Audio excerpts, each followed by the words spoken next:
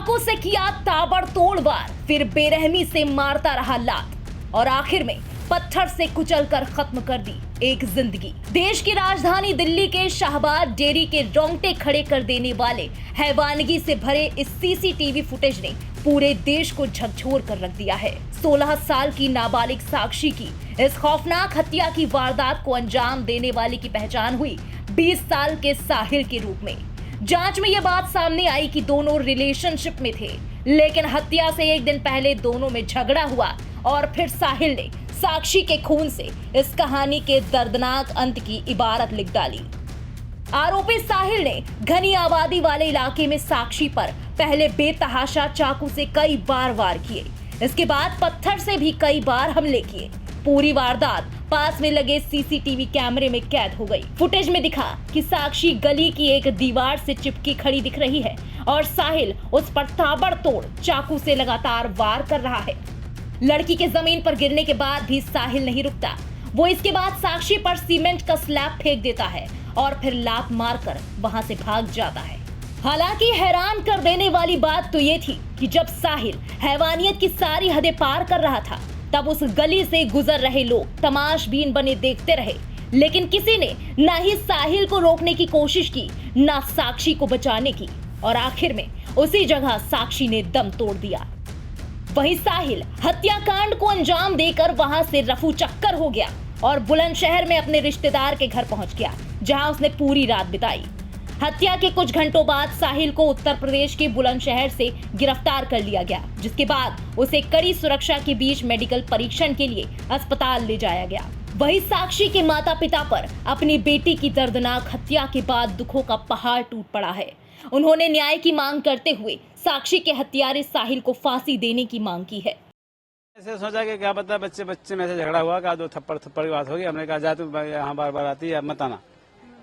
फिर मेरे दिमाग में आया कि नहीं जी माना। हमने घरवाले को बोला एक बार बाहर निकल कर देखी तो बड़ी भीड़ भाड़ लगी थी। फिर सर जी आए, बोले चलो, घरवाले को ले गए तो वहाँ किसी उसने फोन की मेरे को, बोली ये तो मर गई, आके देखो। मैम उसकी बहुत बुरी हालत थी मैम। उसके जो है पेट में इतने चक्कू मारे थे, सारी अतरी पतली बाहर थी और पत्थर सर के 4 टुकड़े हो गए थे मैम। कल जो है जब मुझे पता लगा, मैं वहाँ गया तो पूछताछ होने लगी तो भाई उनकी एक सहेली थी, वो कहने लगी कि उसकी वो दोस्ती थी, क्या थी ऐसा, लेकिन मुझे नहीं पता था। मैं ये चाहता हूँ कि जैसे मेरे बेटी को बेरहमी से मारा है, वैसे उसको सजा कड़ी से कड़ी मिलनी चाहिए, जो आगे कोई ऐसे केस या कोई ऐसी करने की हिम्मत ना ले।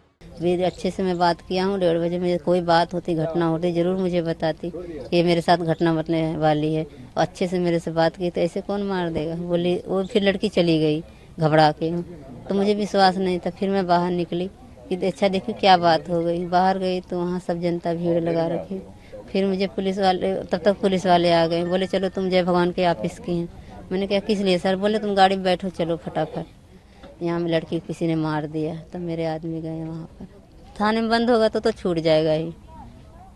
जो आजकल तो रिश्वत खोरी चलती है, जहाँ पैसा फेंकेगा वो छोड़ देंगे कि उसकी जान का बदला जान जाना चाहिए, नहीं तो फिर छूटेगा। आज मेरे साथ किया, कल किसी के साथ और घटना घटेगा। और उससे बढ़ गया कि मुझे इसको सरकार क्या होगा, थाने में बंद दूंगा, फिर छूट के आऊँगा, फिर किसी साथ कांड कर देगा। इस नाते मुझे इंसाफ चाहिए। वहीं इस मामले में एक के बाद एक नए चौंकाने वाले खुलासे हो रहे हैं। दरअसल साक्षी की एक सहेली ने बड़ा बयान दिया है। उसने दावा किया कि आरोपी साहिल हिंदू की तरह ढोंग करता था। साक्षी की दोस्त ने यह भी कहा कि वो हिंदू होने का दिखावा करने के लिए रुद्राक्ष पहनता था। ओमनन है वो लड़का, अपना नाम साहिल बताता है, उसने पूरा नाम साहिल नहीं बताया था, पर वो साहिल मुस्लिम है और यहाँ का है वो लड़का, क्या नाम, कॉलोनी का ही है, यहाँ पिलातपुर का ही है। वो सौंफ के दिखाता था, वो इनमें रुद्राक्ष की माला भी डालता था। वो सौंफ दिखाता कि मैं हिंदू हूँ, पर वो हिंदू नहीं है। वो मुस्लिम है, पढ़ने लिखने वाली लड़की है, ज्यादा बड़ी भी नहीं है, 15-16 साल की है। और एक तो किसी से मतलब नहीं रखती थी, ना लड़कों से ना किसी चीज से। अभी एक्चुअली तो कुछ थोड़ी सी प्रॉब्लम चल रही होगी, आपस में तू मैं हुई होगी घर में, तो वो अपनी फ्रेंड के घर पे रह रही थी 15 दिन से, वो नीतू के घर पे। अभी वो साथ में नीतू भी है, वो नीतू ही बता सकती है वजह पूरी क्या। ये बात तब और पुख्ता हो गई जब साहिल के मकान मालिक ने बताया कि साहिल यहाँ 2 साल से रह रहा था और उसके पिता का नाम सरफराज है। 2 साल हो गया जी इसे रहते। 2 साल से? हाँ जी। इसकी फैमिली में कौन कौन है, कौन कौन? इनके 3 बहनें हैं, और एक साहिल था 4, मम्मी पापा 2, मम्मी पापा 6 हो गए जी। पिताजी का नाम सरफराज है। हाँ जी, साहिल के बाप का नाम सरफराज है। काम तो साहब ये एसी फ्रिज का काम बताते थे कि एसी फ्रिज का हाँ करते हैं, और देखने में भी साहब कुछ नहीं लगता था। ना यहाँ कभी आर पड़ोस में भी किसी से झगड़ा हुआ, ना हमसे 2 साल हो गया झगड़ा हुआ। इनका कोई बात कहने भी नहीं हुआ। आता था चला जाता था ड्यूटी से, अपना सो जाता था, हमसे कोई मतलब भी नहीं रहता था जी। देखने में तो ऐसा नहीं लगता था, बाकी हरकत तो अब देखिए उनकी कि किस तरह हरकत किए हैं। अगला इन हैरान करने वाले खुलासों के बाद इस मामले को अब लव जिहाद के एंगल से भी देखा जा रहा है। गौरतलब है कि दिल्ली के शाहबाद डेरी इलाके में रहने वाला आरोपी साहिल फ्रिज और एसी मैकेनिक है। खबरों के मुताबिक हत्याकांड को अंजाम देने के बाद साहिल ने अपना मोबाइल स्विच ऑफ कर लिया था, जिसके बाद वो बस से बुलंदशहर अपनी बुआ के घर चला गया। जांच और पूछताछ के बाद पुलिस को साहिल की लोकेशन मिल गई और उसे बुलंदशहर से गिरफ्तार कर लिया गया। जानकारी के मुताबिक अब तक हुई जांच में ये बात सामने आई है कि साक्षी के हाथ पर प्रवीण नाम का टैटू भी बना हुआ था। कहा जा रहा है कि प्रवीण से ब्रेकअप के बाद साक्षी साहिल के साथ रिलेशन में आ गई। साक्षी कुछ वक्त से साहिल से अलग होना चाहती थी, लेकिन साहिल इस बात से नाराज था।